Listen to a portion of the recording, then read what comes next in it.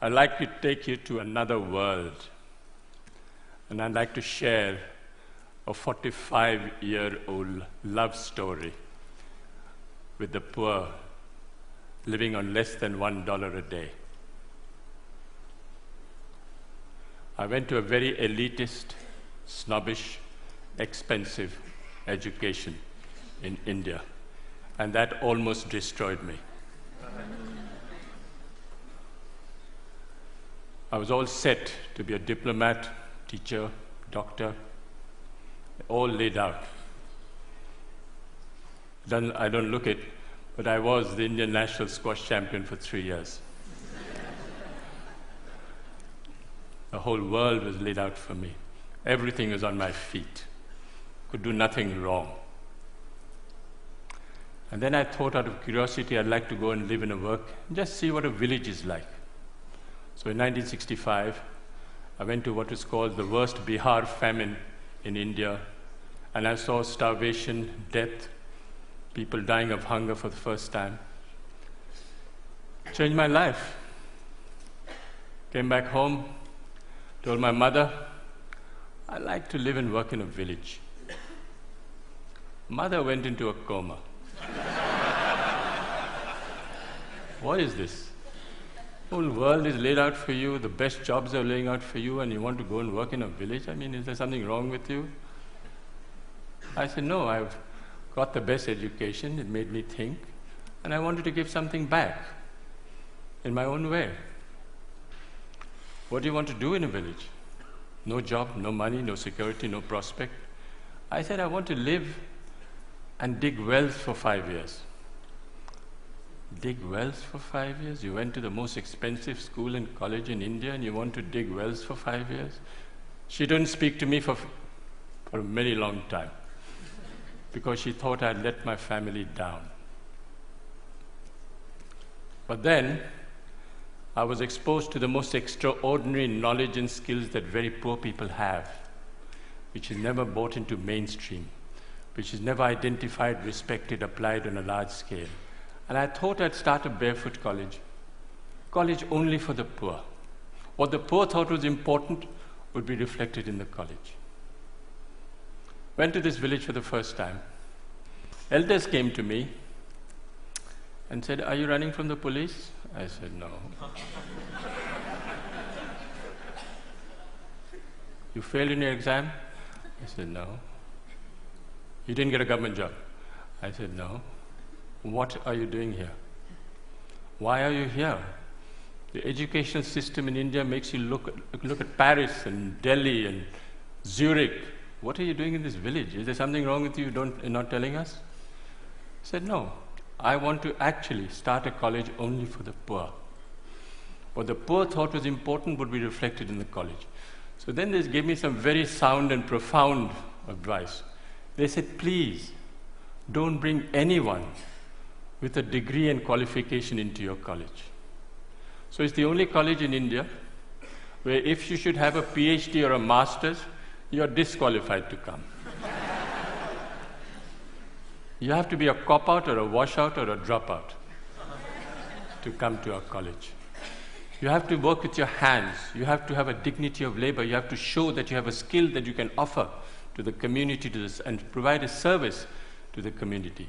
So we started the Barefoot College, and we redefined professionalism. Who is a professional? A professional is someone who has a combination of competence, confidence, and belief. A water diviner is a professional. A traditional midwife is a professional. A traditional bone setter is a professional. These are professionals all over the world. You'll find them in any inaccessible village around the world. And we thought that these people should come into mainstream and show that the knowledge and skills that they have is universal. It needs to be used, it needs to be applied, it needs to be shown to the world outside that these knowledge and skills are relevant even today. So the college works following the lifestyle and work style of Mahatma Gandhi. You eat on the floor, you sleep on the floor, you work on the floor. There are no contracts, no written contracts. You can stay with me for 20 years, go tomorrow. And no one can get more than $100 a month. You come for the money, you don't come to Barefoot College. You come for the work and the challenge, you come to the Barefoot College.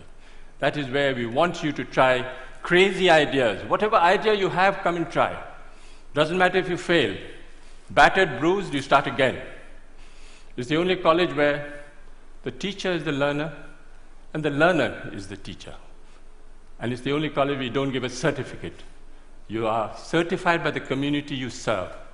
You don't need a paper to hang on the wall to show that you are an engineer. So when they said that, they said, well, show us what is possible. What are you doing? This is all mumbo jumbo if you can't show it on the ground. So we built the first Barefoot College in 1986. It was built by 12 barefoot architects who can't read and write. Built on $1.50 a square foot. 150 people lived there, worked there. They got the Aga Khan Award for Architecture in 2002.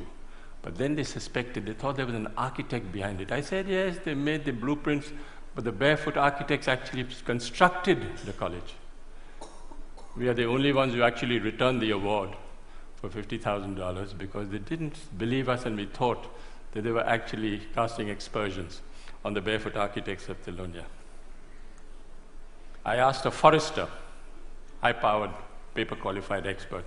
I said, what can you build in this place? He had one look at the soil and said, forget it, no way, nothing can work. No water, rocky soil. I was in a bit of a spot, and I said, okay, I'll go to the old man in the village and say, what should I grow in this pot? He looked quietly at me and said, you build this, you put this, and it'll work. This is what it looks like today. Went to the roof, and all the women said, clear out. The men should clear out because we don't want to share this technology with the men. This is waterproofing the roof. It is a bit of jaggery, a bit of urine, and a bit of other things I don't know, but it actually doesn't leak. Since 1986, it hasn't leaked. This technology, the women will not share with the men. It's the only college which is fully solar electrified. All the power comes from the sun. 45 kilowatts of panels on the roof, and everything works out of the sun for the next 25 years. So long as the sun shines, I have no problem with power. But the beauty is that it was installed by a priest, a Hindu priest who's only done 8 years of primary schooling. Never been to school, never been to college. He knows more about solar than anyone I know anywhere in the world. Guaranteed. Food, if you come to the Barefoot College, is solar cooked. But the people who fabricated that solar cooker are women. Illiterate women who actually fabricate the most sophisticated solar cooker. It's a parabolic Scheffler solar cooker. Unfortunately, they're almost half German. They're so precise. You'll never find Indian women so precise. Absolutely to the last inch, they can make that cooker. And we have 60 meals twice a day of solar cooking. We have a dentist. She's a grandmother, illiterate, who's a dentist. She actually looks after the teeth of 7,000 children. Barefoot technology. This was 1986, no engineer, no architect thought of it, but we are collecting rainwater from the roofs. Very little water is wasted. All the roofs are connected underground to a 400,000 liter tank, and no water is wasted. If we have 4 years of drought, we still have water in the campus because we collect rainwater. 60% of children don't go to school because they have to look after animals, sheep, goats, domestic chores. So we thought of starting a school at night for the children. We call the night schools of Thilonia. Over 75,000 children have gone through these night schools because it's for the convenience of the child. It's not for the convenience of the teacher. And what do we teach in these schools? Democracy, citizenship, how you should measure your land, what you should do if you're arrested, what you should do if your animal is sick. This is what we teach in the night schools. But all the schools are solar lit. Every 5 years, we have an election between 6 to 14-year-old children participate in a democratic process, and they elect a prime minister. The prime minister is 12 years old. She looks after 20 goats in the morning, but she's prime minister in the evening. She has a cabinet, Minister for Education, Minister for Energy, Minister for Health, and they actually monitor and supervise 150 schools for 7,000 children. She got the World's Children's Prize 5 years ago, and she went to Sweden. First time ever going out of a village, never seen Sweden, wasn't dazzled at all by what was happening. And the Queen of Sweden, who's there, turned to me and said, "Can you ask this child where she got her confidence from? She's only 12 years old, and she's not dazzled by anything." And the girl who's on her left turned to me and looked at the Queen straight in the eye and said, "Please tell her I'm the Prime Minister."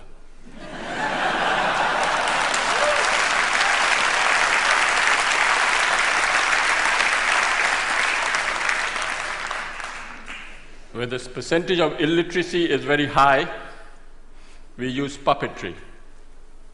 Puppet is the way we communicate.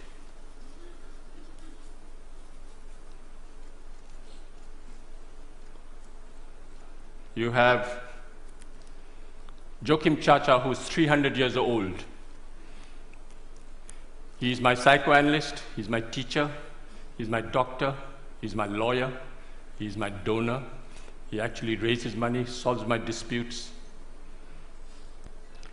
He solves my problems in the village.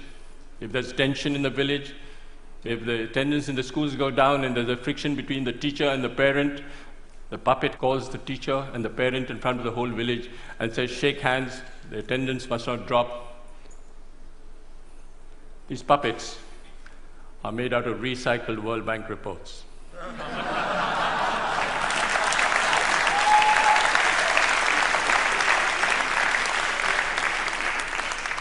So this decentralized, demystified approach of solar electrifying villages, we've covered all over India, from Ladakh up to Bhutan. All solar electrified villages by people who have been trained. When we went to Ladakh and we asked this woman, at minus 40, you have to come out of the roof because there's no place, it's all snowed up on both sides. And we asked this woman, what was the benefit you had from solar electricity? And she thought for a minute and said, "It's the first time I can see my husband's face in winter." Went to Afghanistan. One lesson we learned in India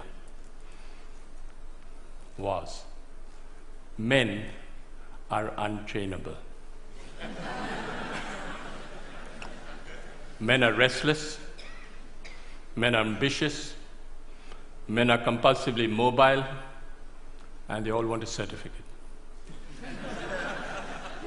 All across the globe, you'll have this tendency of men wanting a certificate. Why? Because they want to leave the village and go to a city looking for a job. So we came up with a great solution: train grandmothers. What's the best way of communicating in the world today? Television?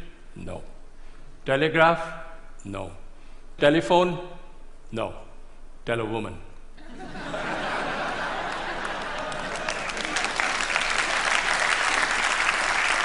So we went to Afghanistan for the first time.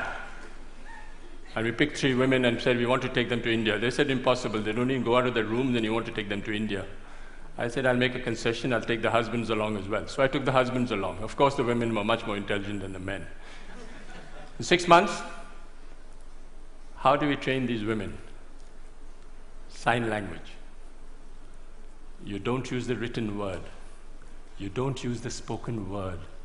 You use sign language. And in 6 months, they can become solar engineers. They go back and solar electrify their own village. This woman went back and solar electrified the first village, set up a workshop. The first village ever to be solar electrified in Afghanistan were by the 3 women. This woman is an extraordinary grandmother, 55 years old, and she solar electrified 200 houses for me in Afghanistan, and they haven't collapsed. She actually went and spoke to an engineering department in Afghanistan and told the head of a department the difference between AC and DC. Didn't know. Those 3 women have trained 27 more women and solar electrified 100 villages in Afghanistan. We went to Africa and we did the same thing. All these women sitting in one table from 8, 9 countries, all chatting to each other, not understanding a word because they're all speaking the different language. But their body language is great. They're speaking to each other and actually becoming solar engineers. I went to Sierra Leone, and there was this minister driving down at the dead of night, comes across this village, comes back, goes into the village, says, well, what's the story? They said, these 2 grandmothers. Grandmothers? Minister couldn't believe what was happening. Where did they go? Went to India and back. Went straight to the president. He said, do you know there's a solar electrified village in Sierra Leone? He said, no. Half the cabinet went to see the grandmothers the next day. What's the story? So he summoned me and said, can you train me 150 grandmothers? I said, I can't, Mr. President, but they will. The grandmothers will. So he built me the first barefoot training center in Sierra Leone, and 150 grandmothers are being trained in Sierra Leone. Gambia. I went to select the grandmother in Gambia. Went to this village, I knew which woman I would like to take. The community got together and said, I'll take these 2 women. I said, no, I'm going to take this woman. They said, why? She doesn't know the language, you don't know her. I said, no, I like the body language, I like the way she speaks. Difficult husband, not possible. Call the husband. Husband came. Swaggering, politician, mobile in his hand, not possible. Why not? The woman, look how beautiful she is. I said, yeah, she's very beautiful. What happens if she runs off with an Indian man? That was the biggest fear. I said, she'll be happy, she'll ring up in a mobile. She went like a grandmother and came back like a tiger. She walked out of the plane and spoke to the whole press as if she was a veteran. She handled the national press, and she was a star. And when I went back 6 months later, I said, where's your husband? Oh, somewhere, doesn't matter. Doesn't matter. Doesn't matter. Success story.